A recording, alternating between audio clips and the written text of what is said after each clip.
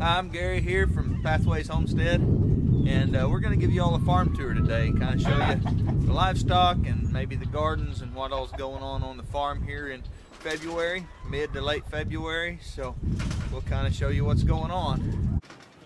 The cats are beggars as usual. Yeah, our beggars are all ready to eat. We'll get them some feed. Oh, there's Marsh, Waffles is over there begging. So I give the cats just enough to keep them here. I like for them to hunt for mice and stuff for their feed.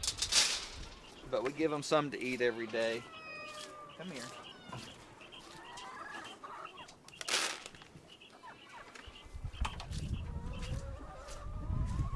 We have to feed Waffles separate.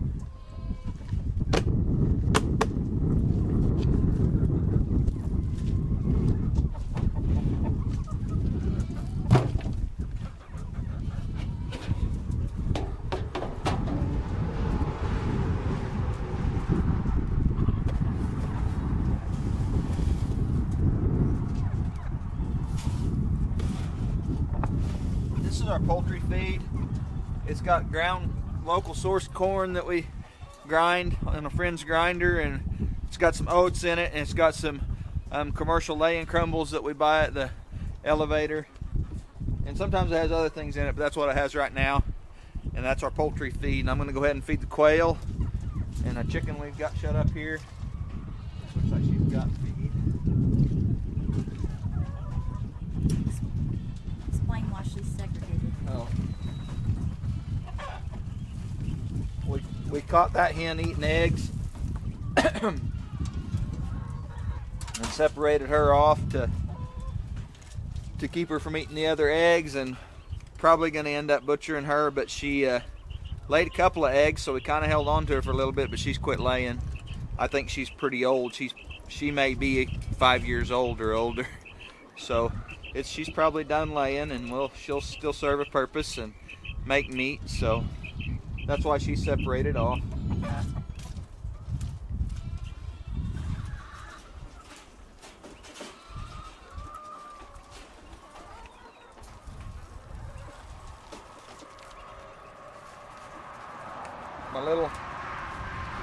My little quail hens, they've kind of laid all year long. They're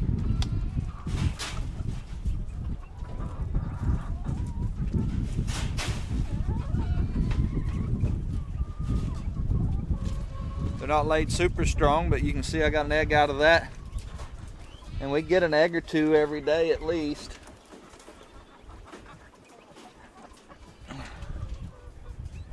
There was 3 in that box.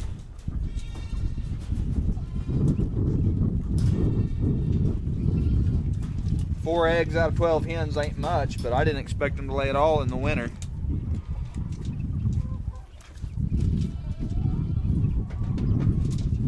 There's black hens and the little white hen at your feet. Yeah, they didn't go up last night, did they?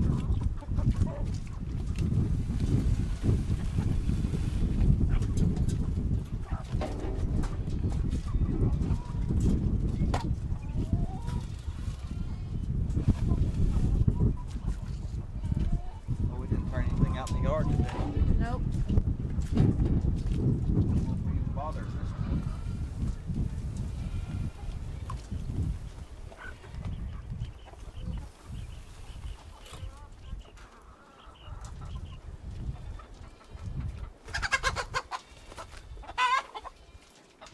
Come back here.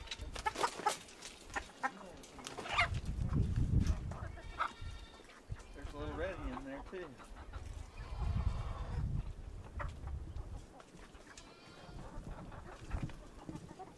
See if I can flush her. Those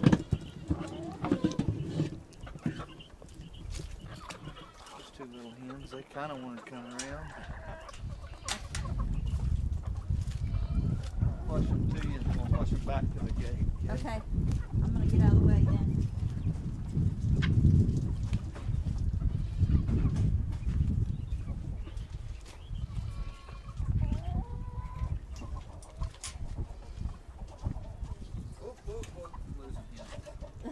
That didn't work very good.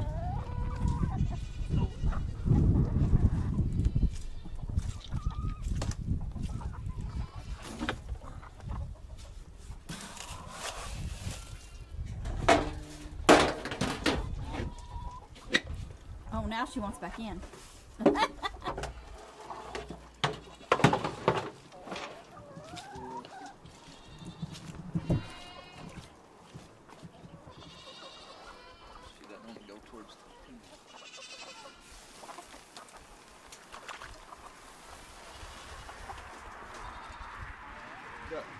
White roosters out in Homestead.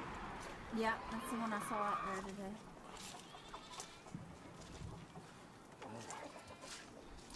He gets over that fence and then he can't figure out how to get back.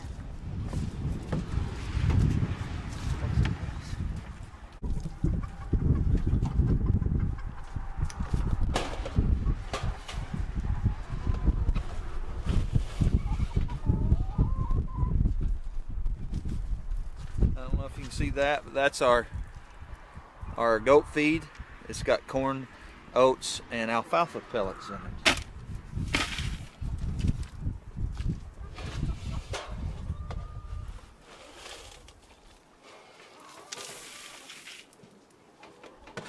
That little red hen went in the yard, in the big chicken yard. Oh yeah. I wonder if we put some feed out there, if they'd go in there, and then we could shut them in a little bit.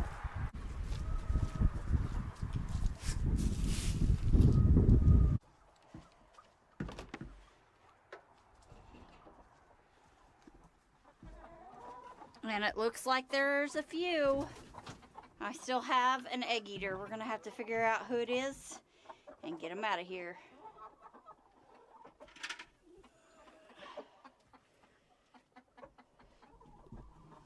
Right there is evidence of an eaten egg.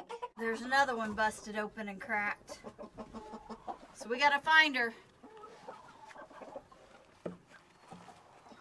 Y'all, look at this. We've gotten a couple of these.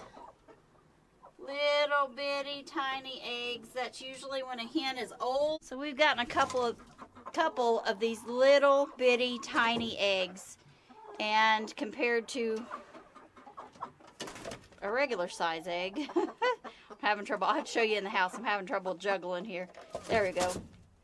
You see the difference in the size. And this means somebody's getting ready to be finished laying. This will only be egg white inside this little egg. There won't be any yolk. I don't have any teeny tiny chickens that lay little eggs like that. All mine are bigger chickens. So that means somebody is done, and it's probably whoever's eating the eggs. I'm not sure why they do that, but it seems like when they get older and they quit laying, that they eat eggs. I don't know if they're just jealous or what the deal is, but that's it.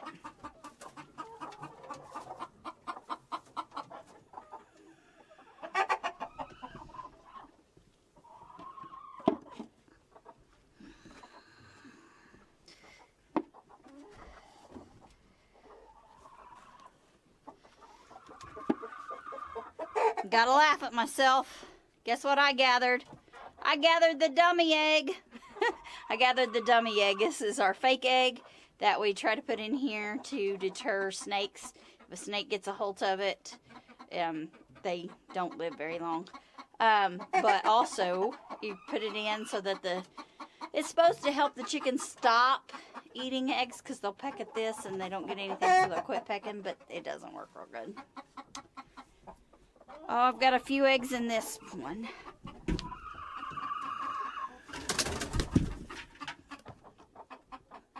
Three.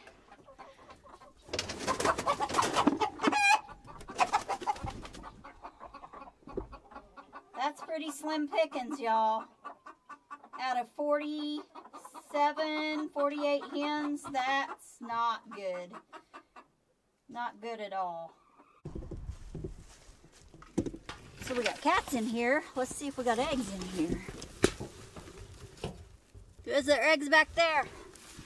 Yep, there's eggs in here. 2 of them.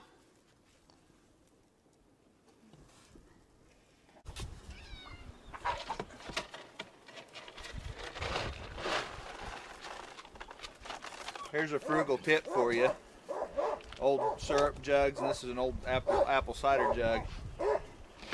They make really good feed scoops. You just cut the top of them out like that, and they've got a handle on them. Pretty good feed scoops, and that's how I measure out my dog food. Yeah. Hi, Maddie. Hi, Maddie. But you still got feed, huh, silly? Huh, silly. You don't like just getting out here in the wet, do you?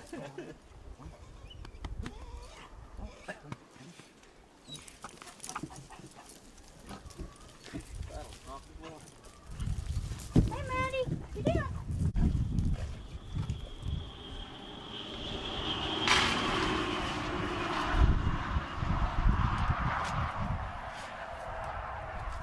I gotta get saddle some water.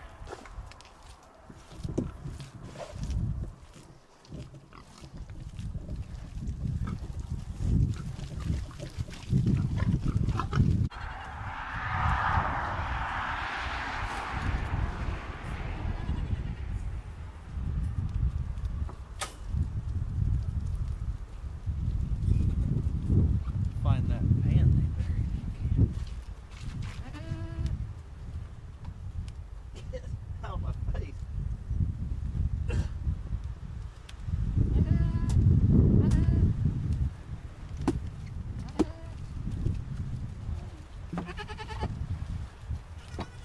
What?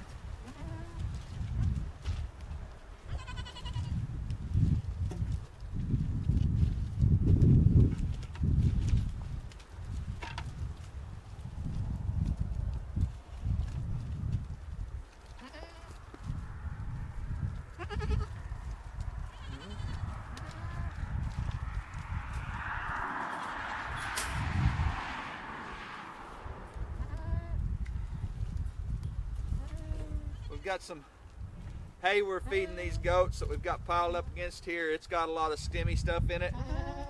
And they pick through and eat what they like, and then they leave the rest. So when I come out here and I kind of turn the hay over so they can pick through more of what they can reach more of what they want.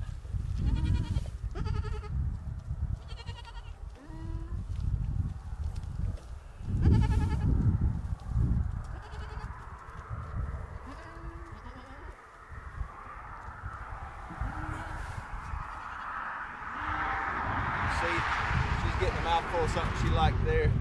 There was.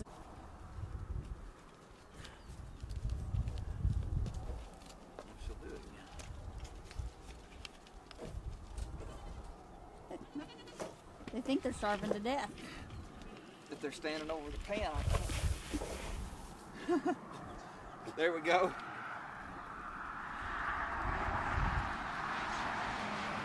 They've got water, and now they've got hay, and they've got feed, and you see everybody's happy to get feed. So we'll go feed the other goats.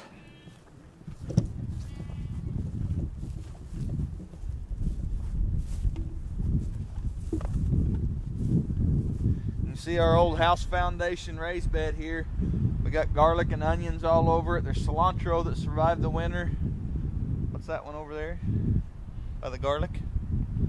Well, there's oregano. Okay, oregano. And parsley. Parsley. Got curly parsley. That's still on there. Yep. Cool. I can't believe the curly parsley and the oregano and the cilantro, especially the cilantro, have overwintered like that. Yeah, it's pretty cool.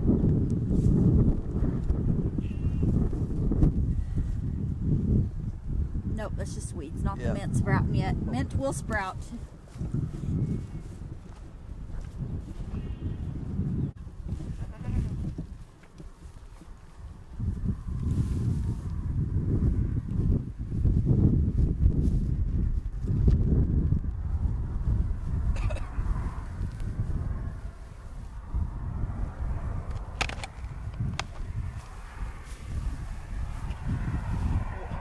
You silly goose.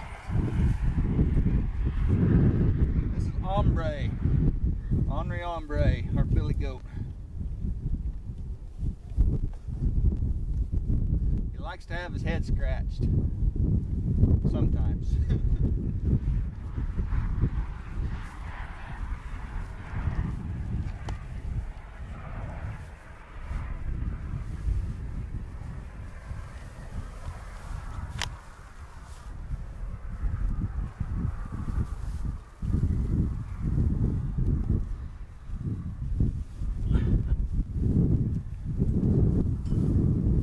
Freckles thinks she's got to be up in the middle of the hay bunk in order to eat.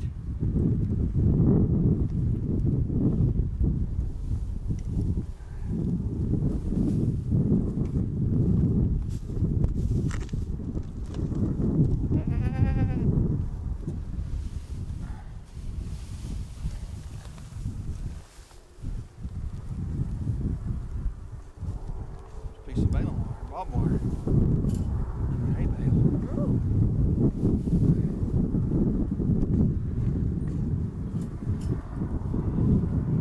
Piece of barbed wire in her bale of hay.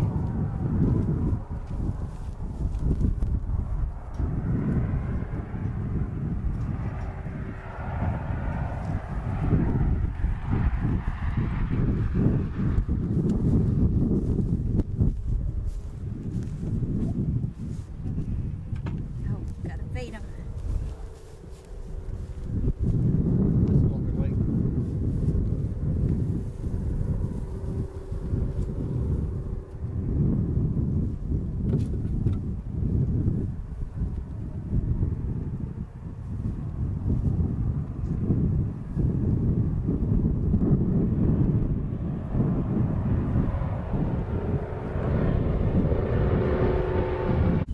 Inches of rain according to our rain gauge. That was tilted over.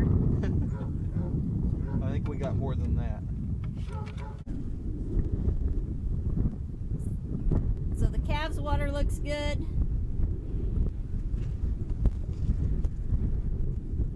Yep.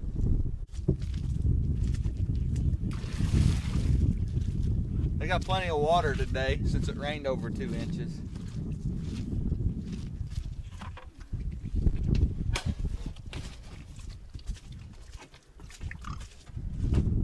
We've put a new feeder in. We've put a self feeder in, and we fill this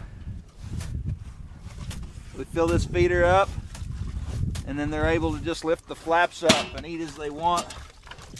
And they can eat anytime they want, all they want, and they're actually eating less feed and gaining faster with it in here because they're able to eat just as much as they need.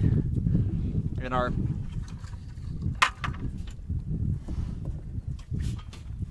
the feed that they've got right now is soybean meal and corn, ground corn. It's got enough fat and protein and oil in it for them. And they've been getting all that they wanted out of the garden, and they've been getting lots of scraps. So much so that yesterday I seen they still had some bread laying around that had been there for 3 or 4 days. So evidently they're getting plenty to eat.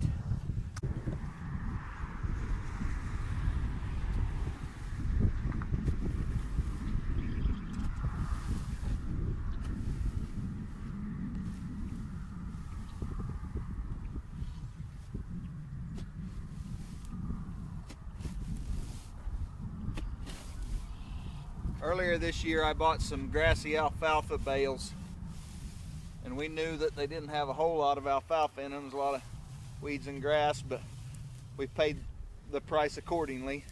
Bought it from a friend of ours, and this bale has been mostly grass until right about here, and it's starting to get a lot more alfalfa in it. So that's good, and it'll be good for the calf.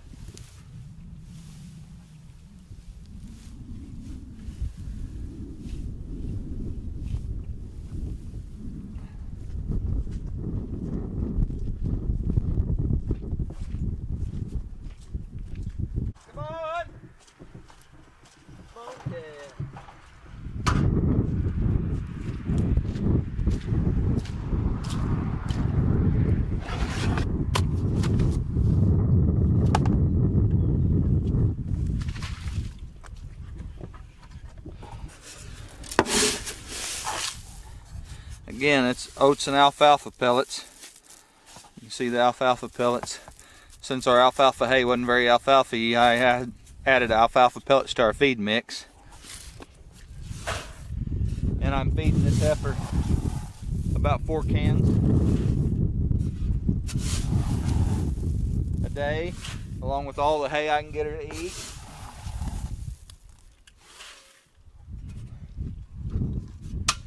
And when when I come to feed her, I still call her even if she's right here.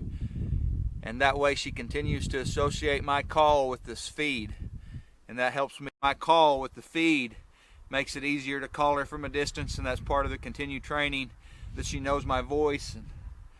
And that's part of how I call train all my animals, is I feed them and talk to them, and they get used to me calling and talking to them, and they know they're going to get fed.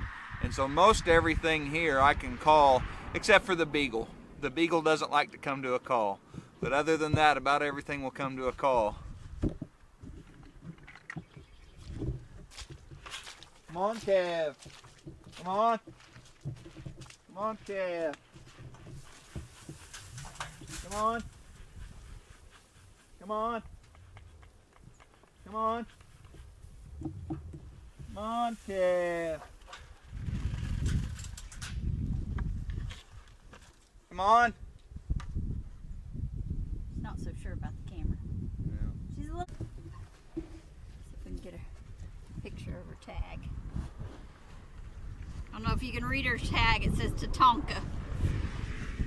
She also gets hay, all she wants of prairie hay out there. That's just native grass hay from this area, and we buy it off of friends as well. Little blue stem. It's little blue stem.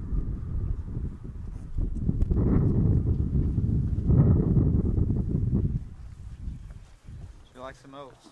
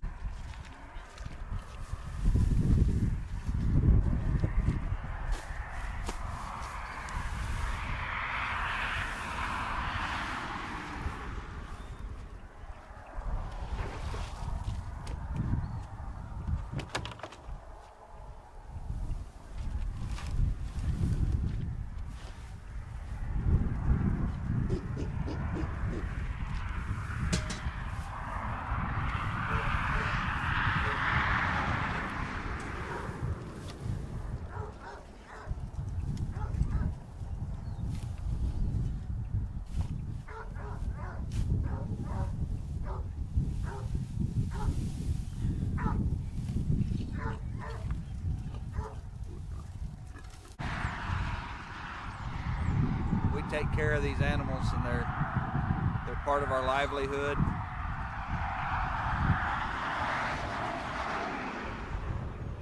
And more importantly, they're part of our lifestyle. And we care greatly for these animals. They're very important to us, regardless of how cold or how bad the weather is, regardless of what else is going on in our life, whether we're sick or not. We take care of these animals every day. They're important to us.